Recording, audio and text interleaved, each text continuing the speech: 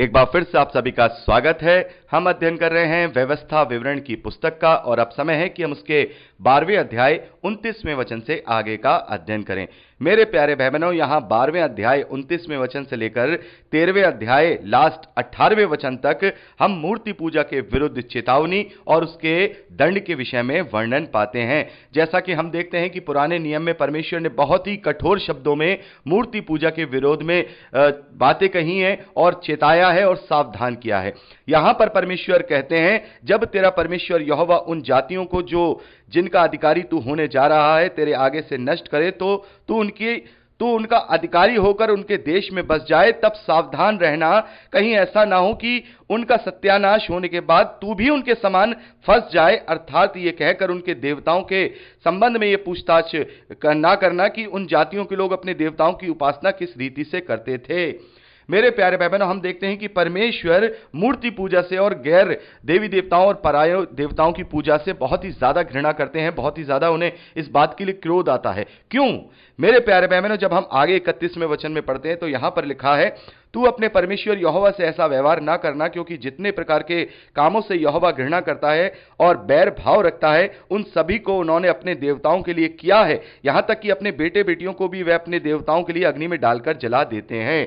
यानी कि वो परमेश्वर के नाम पर दूसरा एक नया परमेश्वर करते हैं, नया देवता करते हैं, और जो परमेश्वर का गुण नहीं है, जो परमेश्वर की भलाई नहीं है, जो परमेश्वर का प्रेम नहीं है, उसके अलावा वो दूसरी बातें करते हैं और वो परमेश्वर के नाम से करते हैं। मेरे प्यारे भाई बहनों, जैसे जान लीजिए कि अगर कोई दूसरा मनगढ़ंत देवी देवता बना करके कोई गलत चढ़ावा चढ़ा रहा है, जैसे अभी हमने यहां पढ़ा कि वो अपने बच्चों को अग्नि में डालकर उन्हें जलाकर स्वाहा कर देते थे, तो वो किसके नाम पे कर रहे हैं? वो अपने देवता के नाम पर कर रहे हैं, और उनका देवता क्या है? उनके लिए परमेश्वर है। तो परमेश्वर की महिमा जो कि उसकी सही उसके गुणों को नहीं दर्शा रहा है, उसके व्यवहार को नहीं दर्शा रहा है, तो परमेश्वर का वहां नाम खराब हो रहा है, क्योंकि परमेश्वर ऐसा नहीं है। परमेश्वर ऐसा नहीं है। जब मन घड़ंत कोई देवी देवता बनाकर गढ़ लिए जाते हैं और उनकी पूजा आराधना की जाती है, तब परमेश्वर का नाम खराब होता है, क्योंकि वो परमेश्वर नहीं है। तब परमेश्वर का जो असली गुण है वो लोगों में नहीं पता चलता, उसका प्रेम का गुण, उसके क्रोध का गुण, उसके न्याय का गुण, उसके भलाई का गुण, यह नहीं समझ में आता, और लोग गलत तरीके से अपनी मनगढ़ंत बातों से मूर्ति पूजा करते हैं और पराये देवताओं के पीछे चले जाते हैं। इसीलिए परमेश्वर मूर्ति पूजा के विरोध में हमेशा है और वो इससे घृणा करता है, और ऐसा करने वालों को वो दंडित भी करेगा, और उन्हीं के दंड यहां पर लिखे गए हैं। यहां 13वें अध्याय को जब हम पढ़ते हैं पहले वचन से लेकर 5वें वचन तक, तो यहां पर जो झूठे भविष्यवक्ता है, झूठे देवी देवताओं के जो भविष्यवक्ता है, उनके लिए जो भविष्यवाणी करके लोगों को भरमाते हैं, लोगों को अपना बनाने की कोशिश करते हैं, झूठे पराये देवताओं के पीछे चलाने की कोशिश करते हैं, तो उनके लिए यहां परमेश्वर दंड देते हैं। परमेश्वर कहते हैं कि ऐसे लोगों को अपने बीच में से मार डाला जाए, ऐसे लोगों को अपने बीच में से मार डाला जाए, उन्हें घात कर दिया जाए, उन्हें इस्राएलियों में से नष्ट कर दिया जाए। यदि कोई इस्राएली झूठे देवी देवता के पीछे चलकर उसका भविष्यवक्ता बन जाए, उसका नबी बन जाए, तो उसे अपने बीच में से नष्ट कर देना। और आगे देखिए, यहां 6ठे वचन से लेकर के हम जो 11वें वचन तक पढ़ते हैं, तो यहां पर यह भी लिखा है कि यदि तेरा सगा भाई, तेरा बेटा बेटी, तेरी अर्धांगिनी यानी तेरी पत्नी, या कोई प्राण से भी प्रिय तेरा कोई मित्र, यदि तुझे ये फुसला करके दूसरे देवी देवताओं के लिए तुझे फुसलाने लगे, तुझे कहने लगे कि नहीं यहोवा झूठा है, परमेश्वर ये यहोवा झूठा है, ये देवता सच्चा है, तब उसके लिए भी यहां पर देखिए परमेश्वर की आज्ञा दे रहा है। बहुत ही कठोर आज्ञा यहां परमेश्वर दे रहा है। चाहे वे तुम्हारे निकट रहने वाले आसपास के लोग हों, चाहे पृथ्वी के छोर से लेकर दूसरी छोर तक के दूर दूर रहने वाले देवता हों, तो तुम उनकी ना मानना, उनकी ना सुनना, उन पर तरस ना खाना और ना कोमलता दिखाना, ना उन्हें छिपाकर रखना। उन पे किसी भी प्रकार की कोई कोमलता नहीं दिखानी है, उसमें किसी भी प्रकार की उन्हें कोई तरस नहीं खाना है, बल्कि यहां पर लिखा है कि सबसे पहले तुम उस पे हाथ उठाना।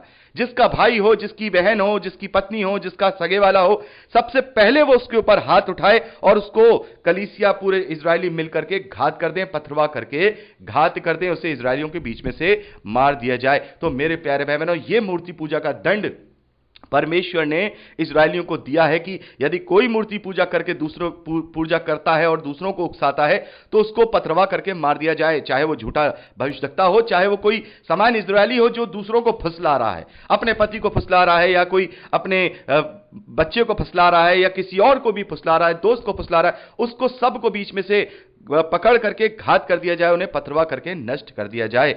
मेरे प्यारे बहनों, जब ये 13वां अध्याय हम पढ़ते हैं तो यहां पर कुछ बातें ऐसी हैं जो गैर मसीही विश्वासी क्लेम करते हैं, और खास तौर पर हम जो इस्लाम का जो धर्म है वो लोग भी इस 13वें अध्याय को काफी क्लेम करते हैं। शायद आपके लाइफ में कभी ऐसा क्लेम आया हो या नहीं आया हो, लेकिन हम जब अध्ययन कर रहे हैं तो पूरी बातें मैं आपके साथ लेकर के चलूंगा ताकि आप इसके विषय में जवाब देने वाले हो सकें। कभी भी आपके जीवन में कोई ऐसी परिस्थिति आए, यदि कोई अन्य जाति से गैर मसीह विश्वासी, चाहे वो इस्लाम धर्म वाला हो, चाहे वो हिंदू धर्म वाला हो, चाहे किसी बौद्ध धर्म वाला हो, चाहे कोई भी हो, अगर वो इस बात को लेकर के कहता है तो हमें इसका जवाब देना होगा। यहां पर जो लिखा है कि जो एक तरीके से देखा जाए कि इज़राइल के यहोवा को जो छोड़ देगा उसको घात कर दिया जाए। तो मुस्लिम कहते हैं कि क्योंकि मुसलमानों में ये होता है कि अगर किसी ने इस्लाम धर्म एक बार अपना लिया है और उसके बाद अगर उसने इस्लाम धर्म छोड़ दिया है तो मोहम्मद साहब जो उनके नबी हैं उनके कहे अनुसार उसे काट दिया जाए, उसे जान से मार दिया जाए। तो वो कहते हैं, जब हम मसीह विश्वासी उनसे कहते हैं कि भाई देखिए आपके धर्म में ये गलत बात बताई है और मोहम्मद साहब ने इस प्रकार से जो बात की है, भाई सबकी अपनी मर्जी है, जो जिसको मानना चाहे, ये क्या बात हुई कि भाई इस्लाम छोड़ दिया तो उसको जान से मार दिया जाए। तो वो लोग कहते हैं देखिए आपके परमेश्वर यहोवा ने भी तो इजरायलियों को ये आज्ञा दी थी कि अगर कोई इजरायली अगर मूर्ति पूजा करने लगे तो उसे घात कर दिया जाए, उसे पत्थरवा मार दिया जाए। तो मेरे प्यारे बहनों, यहां पर हम क्या देख रहे हैं, क्या परमेश्वर ने यह आज्ञा समस्त मानव जाति को दी है?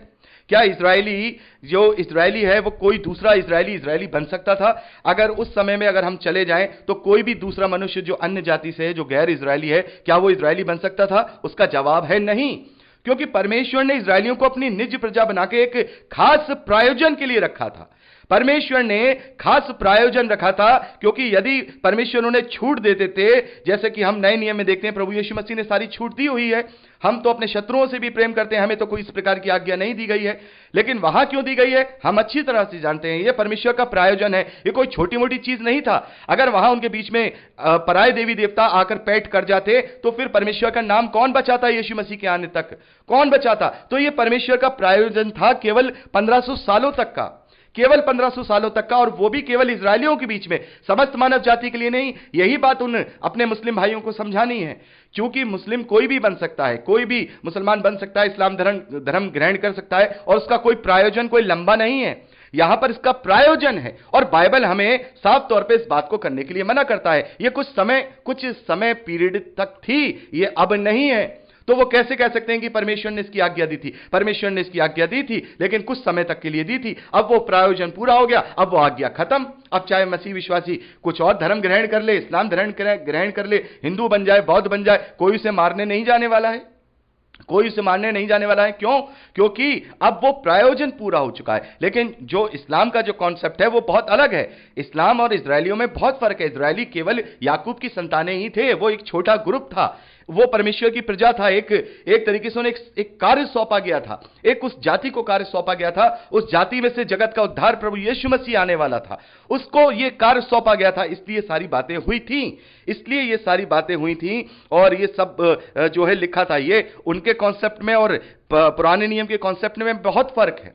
क्योंकि अब ये कॉन्सेप्ट खत्म हो गया है, लेकिन उनका कॉन्सेप्ट कभी खत्म नहीं होगा, क्योंकि उनका प्रायोजन खत्म नहीं हुआ है। उनका प्रायोजन खत्म नहीं हुआ है। अब कोई इजरायली नहीं रहा, अब कोई यहूदी नहीं रहा, अब कोई यूनानी नहीं रहा, अब कोई नर नहीं रहा, अब कोई नारी नहीं रहा, अब सब मसीह में एक हो गए हैं। अब सब मसीह में एक हो गए हैं, इसलिए अब इसका कोई प्रायोजन नहीं है, और ये केवल लिखा गया है, हम इसे मानते नहीं हैं, क्योंकि प्रभु यीशु मसीह ने इन सब बातों को अपने आने के द्वारा पूरा कर दिया है। तो ये अब शिक्षा नहीं है, ये हमारे लिए शिक्षा नहीं है। और चूंकि हम जानते हैं कि उनकी आधी से ज्यादा शिक्षाएं तौरात से ही ली गई हैं, जो ये नबूवत की जो उन्होंने बातें की हैं वो तौरात से ही सारी बातें ली गई हैं। और हम बहुत सारी हदीसों में भी इस बात को पढ़ सकते हैं। खैर मैं इसके विषय में बात नहीं कर रहा हूं कि तौरात से ही सीखने के लिए कहा गया है, तो तौरात से सीख के सारी बातें की गई हैं। लेकिन तौरात में जो जाति बताई गई है वो स्पेशल जाति है, इजरायली जाति।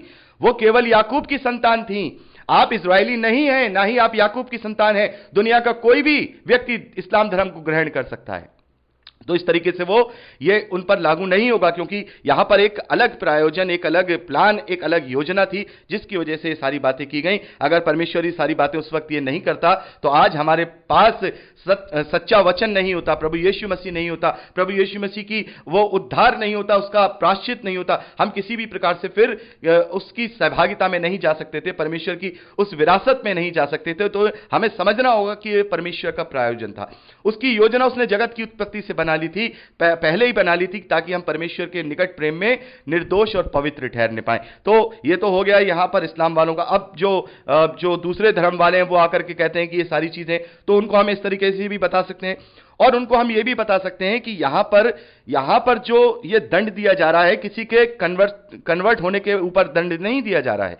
कोई अधर्मी हो रहा है तो हो जाए, उसको कुछ नहीं कहा जा रहा है, वो अपना जाए, छोड़े, इजराइल छोड़ के चला जाए, इजराइल छोड़ करके चला जाए, उसे कोई कुछ नहीं कहेगा। लेकिन यहां पर फुसलाने वालों के लिए कहा जा रहा है, जो खुद तो परमेश्वर के विरोध में जा रहे हैं, लेकिन वो दूसरों को भी उनको परमेश्वर के प्रायोजन को खत्म करना चाह रहे हैं। तो ऐसे इजरायलियों के बीच में, इजरायलियों का ये निजाम था, उनका संविधान था, परमेश्वर ने उन्हें दिया था, क्योंकि उनका राजा केवल परमेश्वर था, वो परमेश्वर के संविधान पे चलते थे, वो परमेश्वर की प्रजा थे, इसलिए कुछ समय तक ये सारी बातें उनके साथ हुई हैं। लेकिन यहां ऐसे कोई संविधान नहीं है, और दूसरे धर्मों में कोई संविधान नहीं है। हाँ, हम इस्लाम में देखते हैं कि इस प्रकार से तौरेत से लेकर के उन्होंने ये चीज ले ली है, लेकिन वो भी गलत कॉन्सेप्ट है, क्योंकि अब मसीह विश्वासी इस बात को नहीं मानते हैं, क्योंकि ये हमें मानने के लिए इस पुस्तक में नहीं दिया गया है, बल्कि ये जानने के लिए दिया गया है। ये पुराना नियम हमारे मानने के लिए नहीं है, उन्हें समझा दीजिएगा। पुराना नियम हमारे लिए मानने के लिए नहीं है, पुराना नियम हमें जानने के लिए है।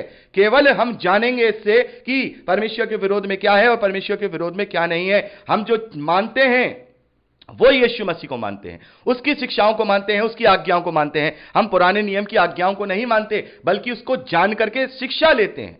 यह केवल हमारे लिए एक शिक्षक है, ताकि पुराने हालातों से लेकर प्रभु यीशु मसीह के हालातों तक सारी कंडीशंस को हम समझने पाए कि कैसे कैसे प्रभु का प्रचार हुआ है, कैसे कैसे परमेश्वर ने लोगों को दंडित किया है, कैसे कैसे परमेश्वर ने अपने प्रायोजन को पूरा किया है।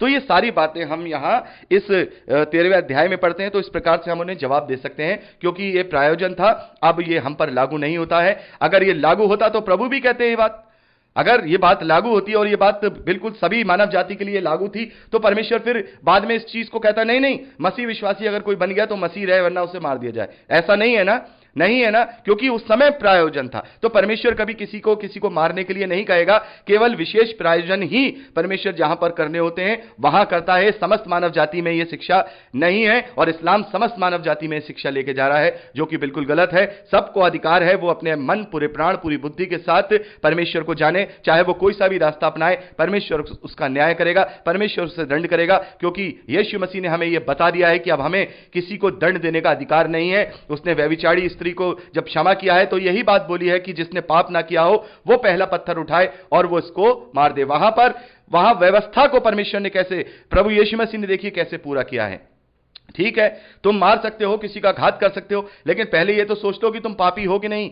अगर तुम पापी हो तो फिर किसी को नहीं घात कर सकते हो। वहां प्रभु यीशु मसीह ने व्यवस्था का असली मतलब बता दिया था कि अब इस चीज की जरूरत नहीं है, मैं क्षमा की व्यवस्था लेकर के आया हूं, प्रेम की व्यवस्था लेकर के आया हूं, विश्वास की व्यवस्था लेकर के आया हूं। अब वो बात पूरी हो गई। इसीलिए तो प्रभु यीशु मसीह ने क्रूस पर जब अपने प्राण छोड़े तो ये अपनी वाणी में कहा कि पूरा हुआ। अब एवरीथिंग इज फुलफिल्ड, पूरी हो चुकी है। अब ये पुराना नियम पूरा हो चुका है, अब लागू नहीं होता। तो तुम क्या लेकर के आ गए हमें ये समझाने के लिए कि पुराने नियम में भी तो लिखा है। तो पुराने नियम में लिखा है कुछ समय तक के लिए, कुछ प्रायोजन के लिए, हमेशा के लिए नहीं। हमेशा के लिए तो प्रभु यीशु मसीह ने पूरा कर दिया, सारी चीजें पूरी कर दिया। अब जो भी कुछ है वो प्रभु यीशु मसीह है, उसकी आज्ञाएं, उसकी स्वभाव है, उसका चाल चलन है, उसका चरित्र है, उसने जो सिखाया है वही अब हम मसीह विश्वासी मानते हैं, और उसी के द्वारा हम मसीही विश्वासी कहलाए जाते हैं। और इसीलिए प्रभु यीशु मसीह ने यहूदियों को भी बताया कि अब वो राज्य तुमसे ले लिया गया है, ऐसी जाति को दिया गया है जो जाति फल लाने वाली है। अब वो तुम उसकी प्रजा नहीं रहे, अब उसकी प्रजा वो है जो उसके पुत्र पर विश्वास करके उद्धार पाते हैं। तो मेरे प्यारे भाई बहनों, इस प्रकार से हम मूर्ति पूजा के विरुद्ध यहां चेतावनी पढ़ते हैं। और अब आते हैं अपनी मेन पॉइंट पर, जो हमारा जो यहां शिक्षा मिलती है। हमें यहाँ जो ये शिक्षा मिलती है वो ये शिक्षा मिलती है कि हम किसी भी रीति से मूर्ति पूजा में ना जाए, क्योंकि परमेश्वर एक सा है, युगानुयुग एक सा है। उस वक्त भी वो मूर्ति पूजा से घृणा करता था, आज भी वो मूर्ति पूजा से घृणा करता है। वो बात अलग है कि ये नियम अब हम पे लागू नहीं होता, लेकिन परमेश्वर के यहां जब न्याय किया जाएगा तो बेशक परमेश्वर हमें कठोरता के साथ वहां दंडित करेगा, और कहीं भी हमें वहां उससे प्रेम और अनुग्रह की कोई भी संभावना दिखाई नहीं देगी। इसलिए हमें हर हाल में मूर्ति पूजा से बचे रहना है। तो मेरे प्यारे भाई बहनों, यहां पर हमने 13वें अध्याय तक का अध्ययन कंप्लीट किया है। तो आज के लिए इतना ही। प्रभु आप सबको बहुत आयत की आशीष दे, अपने वचन में दृढ़ करे। यीशु के सामर्थी नाम में आमीन। Praise the Lord. जय मसीह की।